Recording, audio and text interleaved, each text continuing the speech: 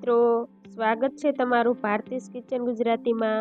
તો આજે હું તમારી સાથે શેર કરીશ કાઠિયાવાડી સ્ટાઇલ એકદમ તીખા, ટેસ્ટી અને ચટપટા લસણિયા બટેટાની રેસીપી।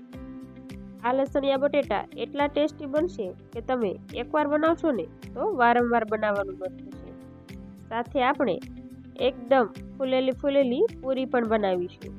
આ લસણિયા બટેટાને તમે ભૂંગળા સાથે પણ ખાઈ શકો છો।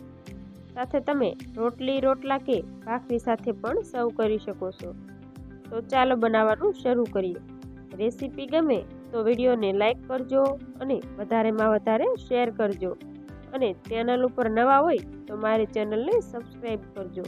તો ચાલો આ એકદમ ટેસ્ટી એવા લસણિયા બટેટા બનાવવાનું શરૂ કરીએ।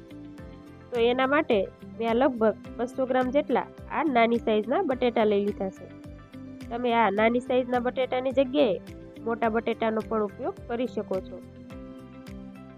તો હવે આપણે આ બટેટાને કુકરમાં ઉમેરી દઈશું અને તેમાં આ રીતે થોડું પાણી ઉમેરી દઈશું। ત્યારબાદ તેમાં સ્વાદ પ્રમાણે મીઠું ઉમેરી દઈશું અને કુકરનું ઢાંકણ બંધ કરી આપણે મીડિયમ ગેસની ફ્લેમ ઉપર લગભગ 2 વિસલ કરી લઈશું। તો આપણા બટેટા બફાય છે ત્યાં સુધીમાં આપણે લસણિયા બટેટા બનાવવા માટે એકદમ ટેસ્ટી એવી લસણની ચટણી બનાવી લઈએ। તો એના માટે 10 થી 15 નંગ જેટલી લસણની કળીઓ લીધી છે। સાથે 1 ચમચી જેટલું તીખું લાલ મરચું અને અડધી ચમચી જેટલું કશ્મીરી લાલ મરચું ઉમેરી દઈએ। હવે આપણે આ બધું એકદમ સરસ રીતે વાટી લઈએ।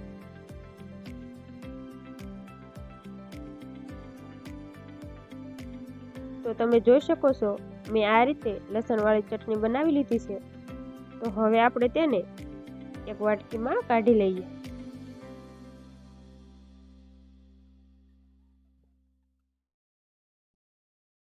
તો હવે 2 વિસલ થયા પછી આપણા બટેટા પણ બફાઈ ગયા છે। તો તમે જોઈ શકો છો આપણા કુકરમાંથી તેનું પ્રેશર જાતે જ રિલીઝ થઈ ગયું છે। તો હવે આપણે આ બટેટાને ચેક કરી લઈએ। તો તમે જોઈ શકો છો આપણા બટેટા એકદમ સરસ રીતે બફાઈ ગયા છે। તો હવે આપણે આ બટેટાને બહાર કાઢી લઈશું અને આ રીતે થોડા ઠરી જાય પછી આપણે તેની છાલ કાઢી લઈશું। તો હવે આ જ રીતે આપણે બધા જ બટેટાની છાલ કાઢી લઈએ। તો તમે જોઈ શકો છો મેં આ રીતે બધા જ બટેટાની છાલ કાઢી લીધી છે। તો હવે આપણે આ બટેટાને મેરિનેટ કરી લઈએ। તો એના માટે એક બાઉલમાં બટેટા ઉમેરી તેમાં સ્વાદ પ્રમાણે મીઠું, 1 ચપટી જેટલી હળદર અને અડધી ચમચી જેટલો ગરમ મસાલો ઉમેરી દઈશું। ત્યારબાદ અડધી ચમચી જેટલું કશ્મીરી લાલ મરચું અને અડધી ચમચી જેટલો આમચૂર પાવડર ઉમેરી દઈશું।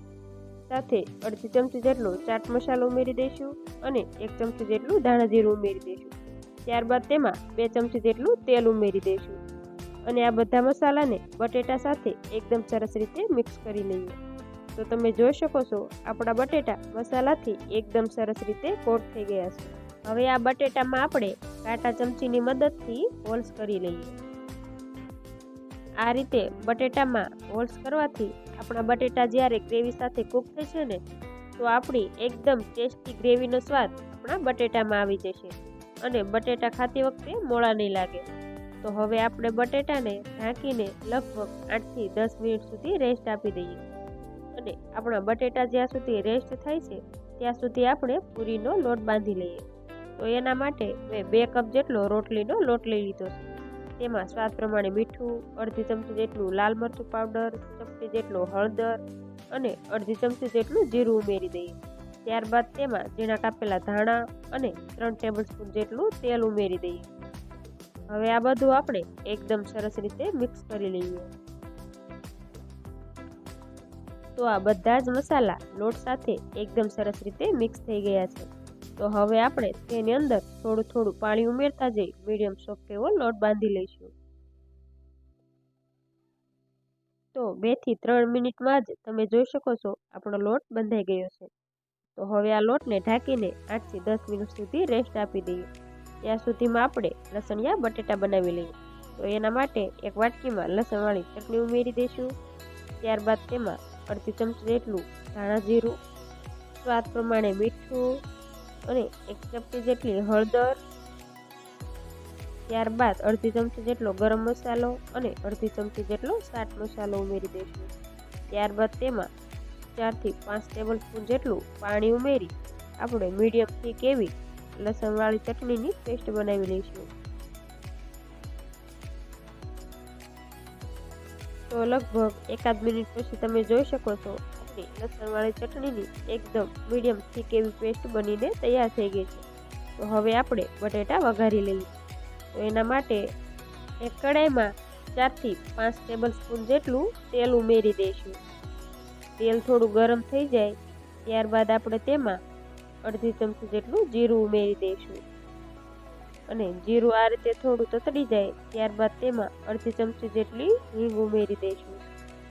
હવે આપણે તેની અંદર બનાવેલી લસણવાળી ચટણી ઉમેરી દઈશું અને એકદમ સરસ રીતે મિક્સ કરી લઈશું.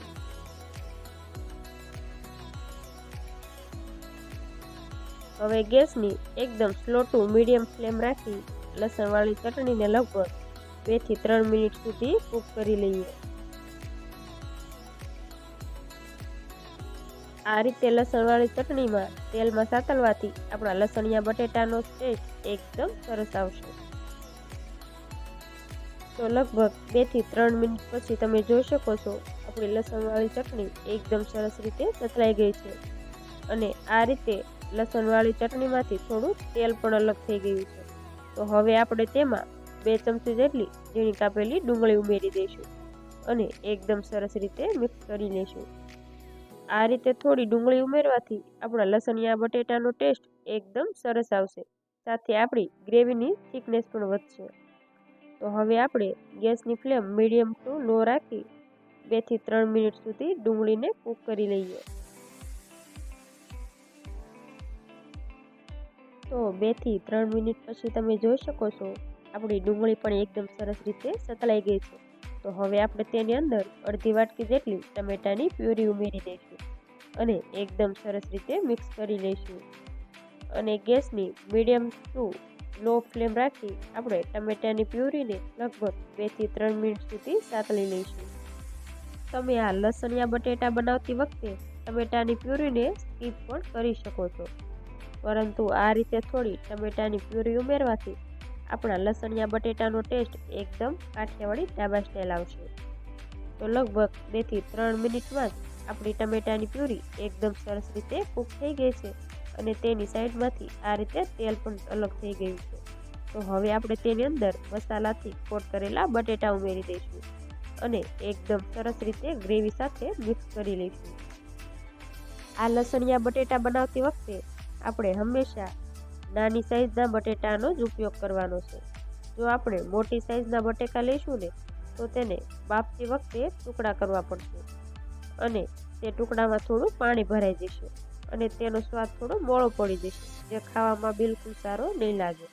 તો આપણે હંમેશા નાના બટેટાનો જ ઉપયોગ કરવાનો છે.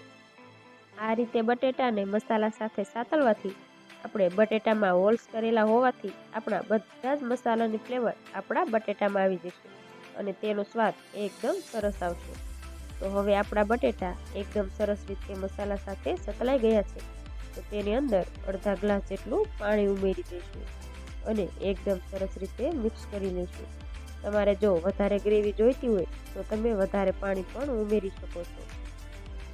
તો હવે ગેસની ફ્લેમ મીડિયમ ટુ લો રાખી આપણે બટેટાને ઢાંકીને લગભગ 8 થી 10 મિનિટ સુધી કૂક કરી લઈએ. તો 8 થી 10 મિનિટ થઈ ગઈ છે. તો હવે આપણે ઢાંકણ ખોલીને જોઈ લઈએ.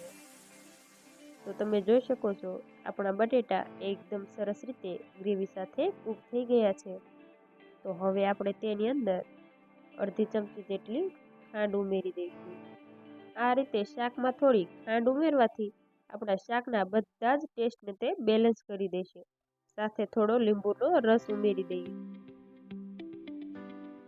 સાથે થોડા ઝીણા કાપેલા ધાણા ઉમેરી દઈએ અને આ બધું એકદમ સરસ રીતે મિક્સ કરી દઈએ.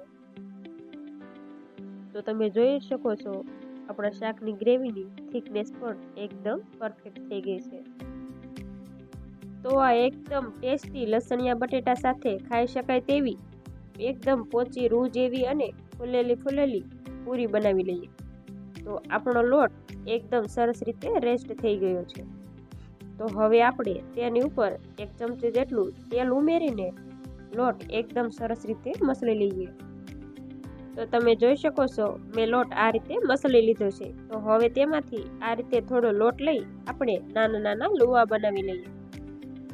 આ રીતે લુવો બની જાય પછી કોરા લોટમાં ડીપ કરી લઈએ. હવે આપણે પૂરીને વણી લઈશું. તો આપણે પૂરી વણતી વખતે એક વાતનું ખાસ ધ્યાન રાખવાનું છે કે પૂરી આપણે એકદમ હળવા હાથે જ વણવાની છે, નહીંતર આપણી પૂરી ફૂલશે નહીં. તો આ રીતે આપણે મીડિયમ થીક એવી પૂરી બનાવી લઈશું. પૂરી આપણે એકદમ પતલી ન થઈ જાય તેનું ખાસ ધ્યાન રાખવાનું છે. તો હવે મેં આ મીડિયમ ગેસની ફ્લેમ ઉપર તેલ ગરમ કરી લીધું છે. તો તેમાં પૂરી ઉમેરી દઈશું અને આ સાઈડમાં લગભગ અડધી મિનિટ સુધી તળી લઈશું. તો તમે જોઈ શકો છો પૂરી તેની જાતે જ ઉપર આવીને ફૂલી ગઈ છે. તો હવે આપણે પૂરીની સાઈડને ચેન્જ કરી દઈશું. તો આ રીતે પૂરી ફેરવી લીધી છે. તો આ બાજુ પણ લગભગ 1 મિનિટ સુધી પૂરીને તળી લઈએ. તો લગભગ 1 થી 2 મિનિટમાં આપણી પૂરી એકદમ સરસ રીતે તળાઈ ગઈ છે. તો તેને એક પ્લેટમાં કાઢી લઈએ અને આ જ રીતે બીજી પૂરી તળી લઈએ. હવે એક સર્વિંગ પ્લેટમાં આપણે લસણિયા બટેટાને ઉમેરી દઈએ. ત્યારબાદ તેમાં થોડા ઝીણા કાપેલા ધાણા ઉમેરી દઈએ અને ગરમા ગરમ શાકને પૂરી સાથે સર્વ કરીએ. તો જોતાં જ ખાવાનું મન થઈ જાય તેવું કાઠિયાવાડી ઢાબા સ્ટાઇલ લસણિયા બટેટાનું ગ્રેવીવાળું શાક બનીને તૈયાર થઈ ગયું છે. તમે આ શાકને રોટલી, રોટલા કે ભાખરી સાથે પણ ખાઈ શકો છો. જો તમને મારી રેસીપી પસંદ આવી હોય તો મારા વિડીયોને લાઈક કરજો, શેર કરજો અને મારી ચેનલને સબસ્ક્રાઈબ કરજો. અને આવી જ નવી રેસીપીઓના વિડીયો જોવા માટે બાજુમાં આપેલા બેલ આઇકન ઉપર ક્લિક કરજો, જેથી મારી નવી આવનારી રેસીપીઓના નોટિફિકેશન સૌથી પહેલાં તમને મળે. અને ચેનલ ઉપર નવા હોય તો મારી ચેનલને સબસ્ક્રાઈબ કરજો.